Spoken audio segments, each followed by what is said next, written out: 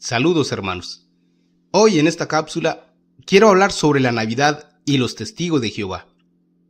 Pues es costumbre de ellos, cuando se acerca Navidad, de empezar a repartir la atalaya con títulos insinuadores como el siguiente: algo mejor que la Navidad, y que tienen como fin hacerle creer al católico que está mal celebrarla. Pues bien, sobre la Navidad, entre otras cosas, llegan a decir que no creen que Jesús haya nacido en diciembre ni en enero, que no hay pruebas de que los primeros cristianos celebraran la Navidad, que la Navidad tiene su origen en fiestas paganas, que Jesús instituyó la conmemoración de su muerte, mas no su nacimiento. Y en base a estos puntos voy a dar 5 razones o respuestas del por qué nosotros celebramos Navidad, y que pueden servir a quien no conozca mucho nuestra fe a saber más sobre el tema. Y también, para aquellos que ya la conocen, puede servir para que recuerden o conozcan algo más del por qué es tan importante para nosotros celebrarla. Punto número 1. ¿Jesús realmente nació el 25 de diciembre?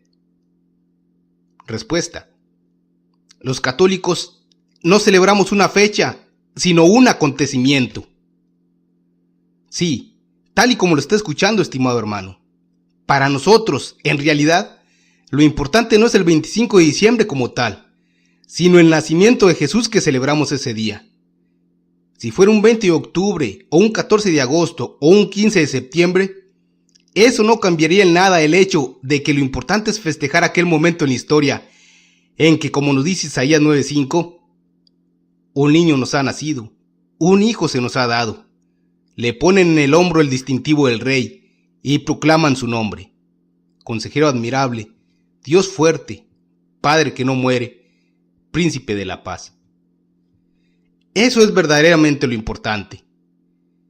Imagine usted, estimado hermano, que a alguna persona no se le festeje su cumpleaños solo porque nadie nunca fue a darlo de alta en un registro civil, y no se sepa en qué día y en qué mes nació. No, la vida se celebra sencillamente porque es un don de Dios, y como tal, debemos recordarlo y agradecer profundamente por ese precioso regalo que nos ha brindado el Creador. Además, los testigos de Jehová dicen no celebrarla, pero bien que aprovechan los beneficios que nos trae esa fecha. Me refiero a que en muchos lugares se nos dan aguinaldos en Navidad, y ellos bien que estiran sus manitas alegremente para agarrar ese dinero extra que siempre se necesita. Así que si fueran coherentes con lo que dicen, no aceptarían esos bonos o aguinaldos, pues son debidos a esa fecha que tanto critican. Pues como dice el dicho, algunos quieren la leche, pero no quieren la vaca. Punto número 2. Los cristianos verdaderos siempre han celebrado a Cristo. Y ciertamente la Navidad no aparece entre las fiestas que se celebraban al principio, sino que se consolidó hasta el siglo IV. Pero eso no cambia en nada el hecho de que los padres de la Iglesia siempre tuvieron presente aquel acontecimiento que cambió el rumbo de la historia: el nacimiento de nuestro Señor Jesucristo. Era solo cuestión de tiempo, quizás de reflexión teológica, para que se comenzara a celebrar su nacimiento. Era inevitable, porque en la doctrina de los padres de la Iglesia aparece desde el principio. He aquí algunos extractos al respecto. Cito aquí el libro Los Padres de la Iglesia de José Vives, y el numeral que corresponda a cada extracto, ya que se puede utilizar el libro igual que nuestro catecismo.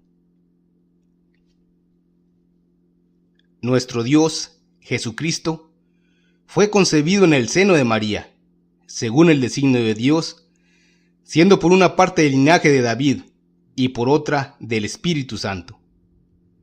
Quedó eliminada la ignorancia y destruido el antiguo imperio desde que Dios se manifestó en forma humana para conferir la novedad de la vida eterna. San Ignacio de Antioquía, Carta a los Efesios. Vives, numeral 32. Pero en el momento en que se encarnó y se hizo hombre, entonces recapituló en sí mismo la larga serie de los hombres, dándonos de una manera compendiosa la salvación. De suerte que lo que habíamos perdido en Adán, es decir, el ser a imagen y semejanza de Dios, esto mismo lo recuperásemos en Cristo Jesús. Ireneo de León contra las herejías. Vives, numeral 115. Pero de todos sus maravillosos milagros, el que más sobrepasa la capacidad de admiración de la mente humana es que hayamos de creer que aquella tan grande potencia de la divina majestad quedase circunscrita en los límites de aquel hombre que apareció en Judea.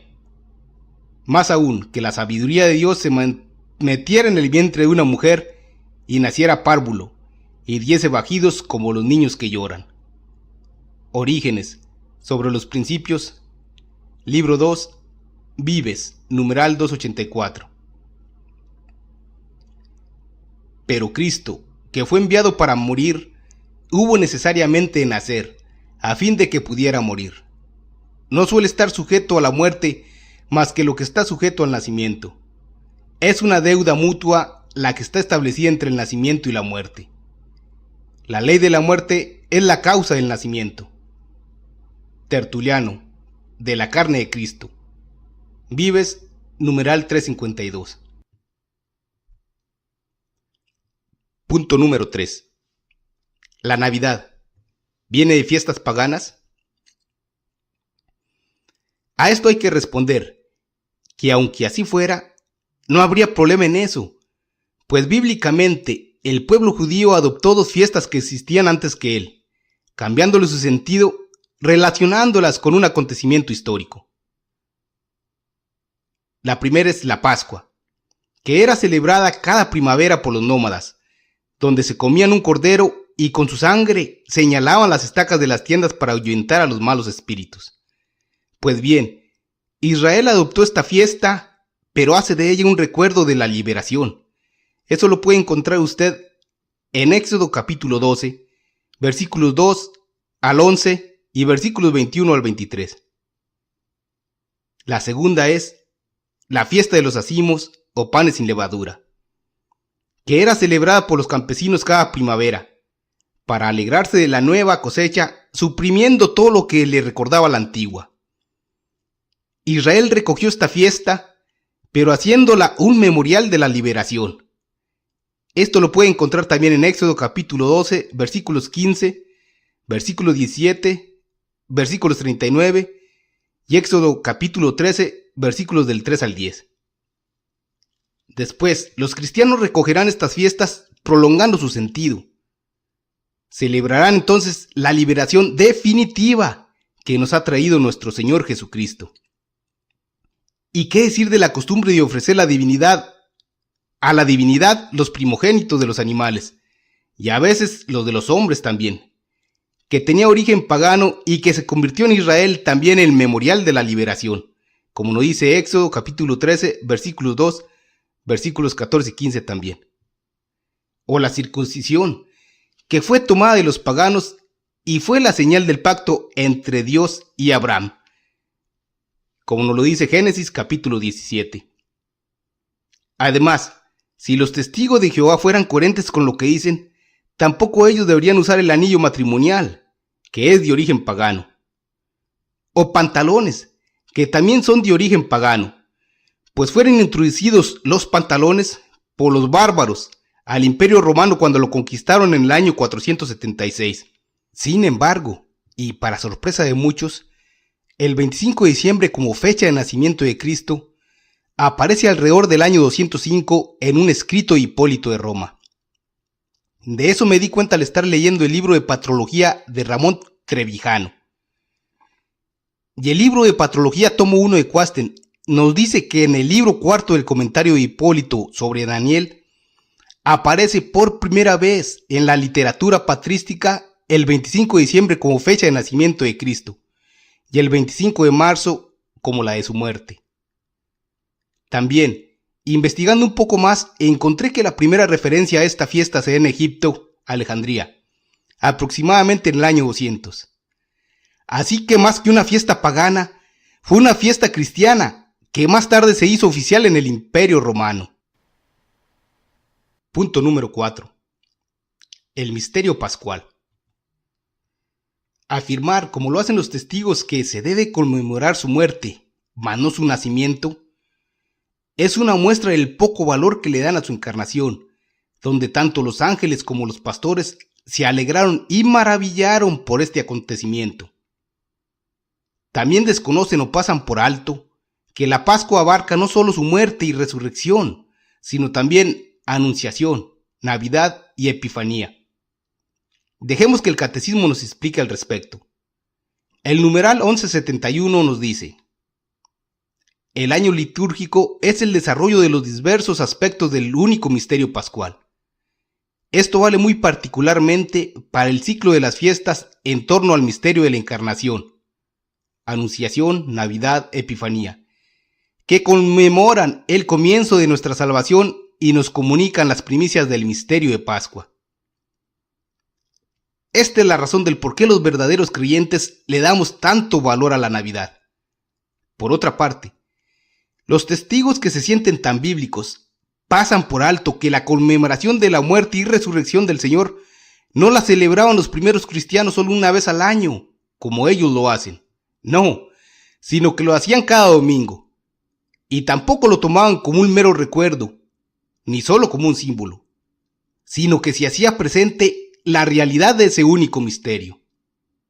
Por ejemplo, Lucas 22, versículos 19 y 20 nos dice: después tomó pan y, dando gracias, lo partió y se los dio diciendo: esto es mi cuerpo, que es entregado por ustedes. Hagan esto en memoria mía. Hizo lo mismo con la copa después de cenar, diciendo: esta copa es la alianza nueva sellada con mi sangre, que es derramada por ustedes.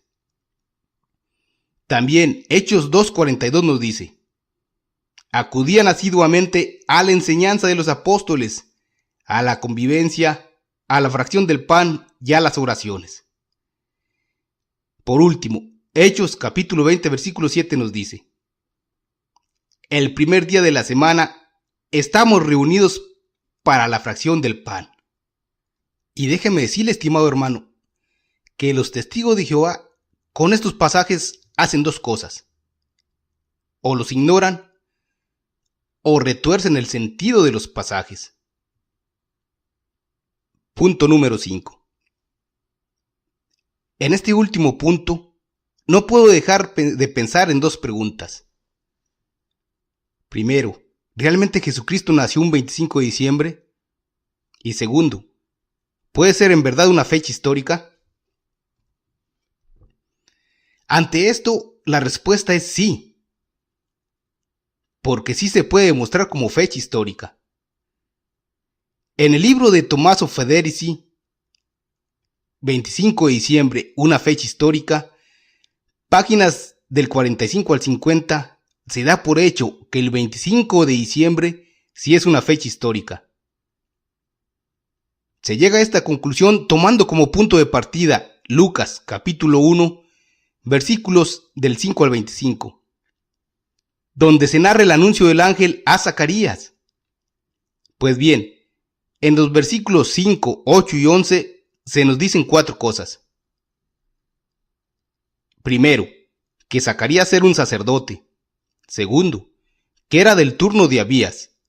Tercero, que estaba sirviendo en el templo. Y cuarto, que allí se le aparece el ángel. Ahora bien, había 24 clases sacerdotales que siempre en el mismo orden servían 2 veces por año, una semana completa, de sábado a sábado. A la clase sacerdotal del turno de Abías le tocaba servir la primera vez en el tercer mes de su calendario y la segunda vez en el 8º mes, que sería septiembre en nuestro calendario, de los días 24 al 30. Pues bien, según el rito bizantino, el anuncio del ángel a Zacarías fue un 23 de septiembre, por lo que esta sería una fecha histórica y que puede tener un margen de error de 1 o 2 días. Entonces, a Zacarías le tocó servir en la segunda vez que le tocaba a esa clase sacerdotal, y según los datos que da el autor, el anuncio del ángel a Zacarías sería un 24 de septiembre. Partiendo de estos datos, es muy fácil deducir en qué mes nació Jesús, pues si 6 meses después María recibió el anuncio del ángel Gabriel, según nos dice Lucas capítulo 1 versículo 26, entonces, eso sucedió un 25 de marzo. Ahora, solo agregue 9 meses y tendrá como resultado el 25 de diciembre.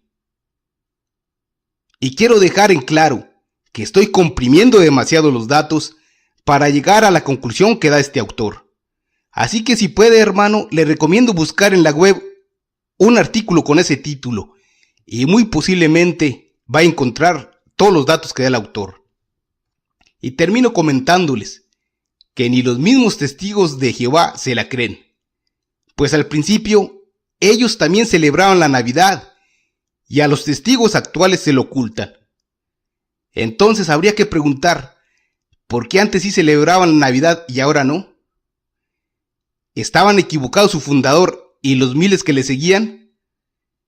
¿Y qué pasaría además si en un año o más los testigos reciben nueva luz y vuelven a cambiar de opinión?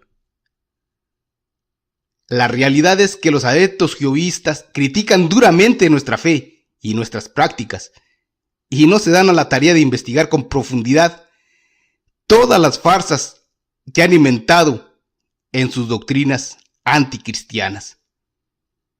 Y recuerden que la fe se conoce, se celebra, se vive, se predica y se defiende. Se despide su hermano en Cristo, Gonzalo Cabrera.